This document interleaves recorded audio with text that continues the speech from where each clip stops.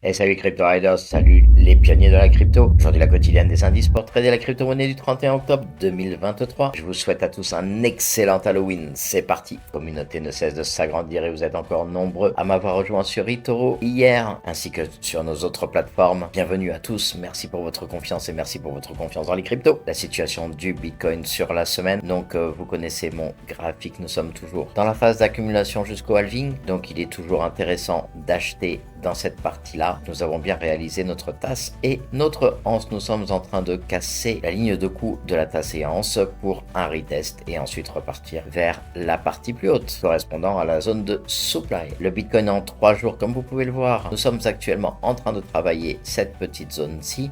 Alors on manque énormément de volume dans cette zone des 33-37 000. Ça serait très bien même d'y rester un petit peu, créer un petit peu de volume avant de pouvoir poursuivre la montée. Donc longer un petit peu mon indicateur qui nous fait une barrière entre le bear et le bull serait pour moi assez intéressant, sachant que la prochaine ligne de smart money à récupérer la zone de supply n'est quand même pas si loin des 50 000. Concernant notre graphique du step pattern que vous connaissez également, vous voyez que nous arrivons à la fin de notre période de 68 jours. Un petit retracement pourrait être intéressant pour ensuite finaliser aux alentours des 51 000. Alors pour ceux qui sont à court terme, il n'est pas idiot du tout de commencer à prendre des profits dans cette zone-ci. Rien n'est certain pour les 51 000 pour l'instant. Et s'il en est comme en 2015-2016, on pourrait traverser facilement la zone de barrière. Par contre, s'il en est comme en 2020 avec le Covid, il n'est pas impossible du tout qu'on ait maintenant un retour vers une zone de demande qui serait plus basse. Donc vous les voyez ici, ici et également ici. Sachant que si nous avons une grande 1, la 2 peut très bien revenir à l'origine de la 1 sans toutefois la dépasser plus bas. Donc prendre des profits si vous travaillez à court ou à moyen terme est toujours quelque chose d'intéressant. Toujours sur notre Bitcoin 3 jours, vous avez ici la moyenne 50 qui est bien plus élevée que la moyenne 200. Donc comme on peut le voir, l'accélération se poursuit. Par contre, comme vous pouvez le voir également sur le RSI, on arrive en butée, sachant qu'on peut rester très longtemps sur un RSI en butée haute, mais c'est à prendre en compte. On a pour l'instant pas encore de divergence baissière. Donc a priori, nous sommes simplement en correction pour pouvoir continuer une prochaine hausse. Le Bitcoin en 7 heures, nous avons ce très joli bull flag, donc toujours en train de le travailler. Logiquement, dans la journée ou au grand maximum demain, on devrait avoir cassé et être parti à la hausse si on respecte la figure. Pour le VIX, vous avez été plusieurs à me demander ce que j'en pensais. Donc depuis 2 ou 3 jours, je vous donne mon ressenti, comme quoi sur une unité de temps 3 jours avec mon indicateur, nous sommes toujours fortement haussier. On est encore bien décalé par rapport à ma SSL2, donc a priori tout va bien pour l'instant. On reste haussier, l'idée c'est de venir chercher un plus 127% aux alentours de 58 et de faire un range là-dedans. Alors qu'est-ce qui se passe en fait? Depuis plusieurs semaines, on a vu que la volatilité des marchés a baissé malgré la remontée des rendements qui a impacté négativement divers secteurs de l'immobilier aux obligations. Donc les taux du trésor à 10 et 30 ans ont atteint des niveaux qui sont juste inédits depuis 2007. Parce que tout le monde en fait attend les taux d'intérêt qui sont plus élevés à long terme, exactement comme la Fed l'a annoncé lors de sa dernière réunion. Du coup, l'augmentation des taux américains a attiré des investissements et on sait que les flux financiers sont juste des flux qui se promènent, mais rien ne se crée, l'argent ne se crée pas a priori à ce niveau-là. Et donc du coup, l'augmentation des taux américains a attiré les investissements, stimulant l'appréciation du dollar. Le dollar est remonté.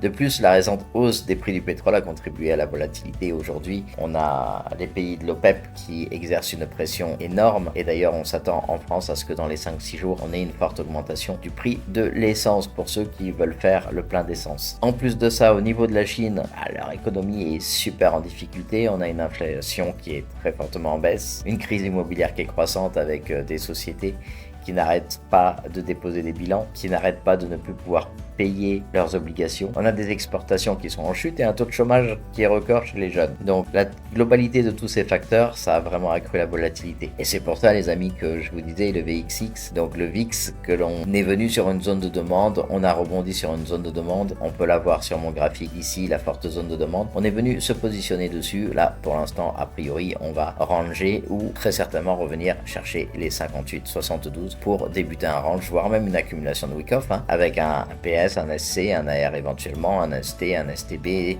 éventuellement un sprint pour repartir fortement à la hausse ensuite. Donc il faut juste bien comprendre que la globalité des marchés avec la guerre d'Israël-Palestine, les difficultés en Chine, les annonces de la Fed, tous les marchés sont plus ou moins inquiets et donc du coup forcément, l'indice de peur sur les marchés, le VIX, remonte. Le Bitcoin en 3 jours, bien nous sommes toujours en train de travailler la fin de notre accumulation de week-off. Rien de particulier à ce niveau-là. A priori, notre prochaine zone de supply serait aux alentours des 48 500. Une excellente zone pour prendre des profits pour ceux qui le souhaitent, sachant qu'on risquerait d'avoir une correction qui nous ramènerait ensuite pas très loin des 24-25 000 pour l'instant de ce que nous avons sur ce graphe. FTM comparé au dollar américain, eh bien nous avons une très jolie trendline baissière et on est en train d'arriver dessus, on est en train de travailler. Alors sur ce type de bougie Ekenashi, ça se voit pas, mais en bougie standard, nous avons dépassé déjà la trendline et nous sommes en train de faire un retest de celle-ci. Donc la logique serait que l'on aille pour un profit d'environ plus 153%. BCH, bah écoutez, c'est pareil, on a fait notre joli rebond sur la zone de demande et nous venons de casser notre trendline à la hausse avec bougie verte en Ekenashi. A priori, on a un petit peu de volume qui se fait sentir sur le marché. On devrait venir chercher cette faible zone de supply aux alentours des 3,25. VRA, vous avez été nombreux à me demander VRA et Cosmos dans la Crypto Family sur le Discord. Donc VRA, bah écoutez, je suis un petit peu embêté parce qu'on a cassé notre structure, c'est parfait. On avait également un canal descendant duquel nous sommes sortis, mais ce que j'aime pas, c'est cette configuration qui se trouve sous ma SSL2. En général, c'est signe de manque de force, manque de volume, et j'aimerais beaucoup voir ma SSL2 repartir à droite et le prix repasser au-dessus. Exactement comme ici par exemple. Donc dans tous les cas, on a environ 126% à prendre pour venir chercher la nouvelle zone de supply et on va suivre VRA en 3 jours pour voir un petit peu ce qui se passe et si on arrive en effet à repasser au-dessus de ma SSL2. Sinon, ça sera un retour pour tester la zone de demande et éventuellement faire un range. Et Cosmos, eh ben, écoutez, la ligne de tendance baissière a bien été breakée, mais sans beaucoup de volume. Par contre, une très jolie bougie.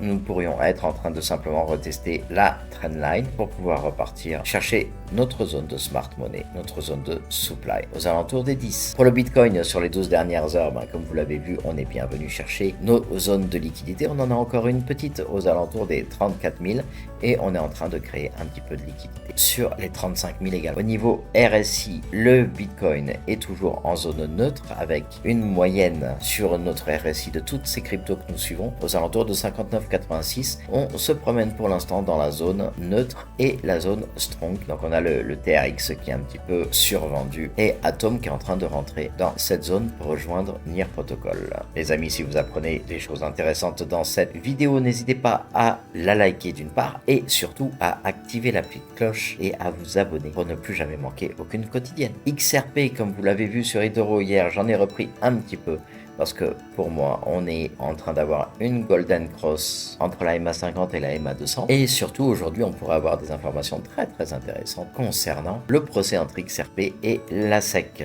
Un petit peu plus d'XRP dans la bannette et une possibilité de faire un peu plus de 30% sur ce trade à court terme. Au niveau du calendrier économique, aujourd'hui à 15h, la confiance des consommateurs aux conférences Board. Je ne pense pas qu'on ait de gros mouvements, encore moins sur les informations françaises. Peut-être l'IPC annuel pourrait faire quelque chose, mais c'est surtout la journée de demain, le 1er novembre, où nous avons plein de choses très intéressantes, comme à 13h15, la création d'emplois non agricoles ADP, les indices PMI manufacturiers de l'ISM avec le rapport Jolts, les nouvelles offres d'emploi à 15h, 15h30, le stock de pétrole brut qui pourrait jouer un petit peu sur Nasdaq, S&P 500 et un petit peu les crypto-monnaies, mais surtout à partir de 19h, on risque d'avoir énormément de volatilité avec le communiqué du FOMC, les décisions de la Fed sur les taux d'intérêt et la conférence de presse du FOMC. Donc là, très forte volatilité attendue demain 19h. Ça pourrait mettre le feu aux poudres pour notre fusée. Petit retour sur investissement du Bitcoin ce mois-ci. On est à plus 27,3%. Donc on tient bien la moyenne prévue pour octobre. Sur le TH également, on est quasiment à 8% aujourd'hui. Donc un petit peu plus qu'en 2020. La carte des liquidations en 12 heures, on a 33 896 USD pour la liquidation basse et on commence à avoir dans la zone des 34 587 USD. Une nouvelle liquidation qui se crée d'ailleurs en 3 jours. Donc comme vous pouvez le voir sur la liquidation, on est à 34 993 $ pour les liquidations hautes et aux alentours de 34 000 pour les liquidations basses. Sur les dernières 24 heures, nous avons 41 000 traders qui se sont fait liquider pour environ 94 millions. Vous voyez qu'on est très bien balancé, très bien équilibré, aux alentours de 47 millions de longues et de shorts. Sur le top 10 crypto, le Bitcoin est à 34 263, l'Ethereum à 1800. On s'aperçoit sur le graphique à 7 jours qu'on est relativement en train de latéraliser. Notre Ethereum, lui, également, et on va retrouver ensuite quelques cryptos qui, elles, ont tendance à vouloir pomper. Le Fear and Greed, index indice de peur et de cupidité sur les marchés, nous sommes à 66 aujourd'hui. On peut s'apercevoir que l'on a réintégré la zone des 60-70. On range tranquillement dedans. On reste en grid. La prochaine montée pourrait nous voir rejoindre la zone d'extrême grid. Et donc, du coup, des profits seront très intéressants à prendre. Concernant le CBBI, aujourd'hui, 31 octobre, nous sommes à 43. Travaillons toujours les mêmes résistances communes aux deux derniers cycles. L'idée est de venir chercher notre point pivot aux alentours des 47 pour pouvoir repartir à la hausse. Au niveau de Litecoin, Bitcoin Season, nous sommes à 16. On voit que le Bitcoin tient bien sa zone de Bitcoin Season. Pour l'instant, il latéralise, il se refroidit un peu, mais ce pourrait très bien qu'on ait une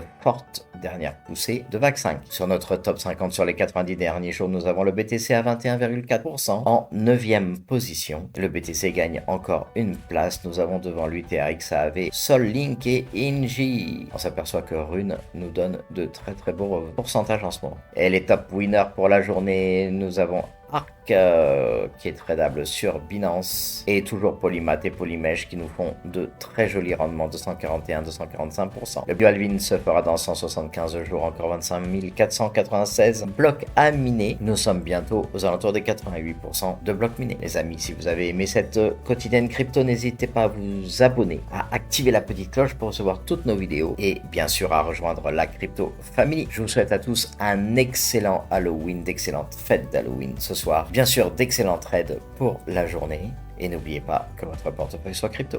À très bientôt.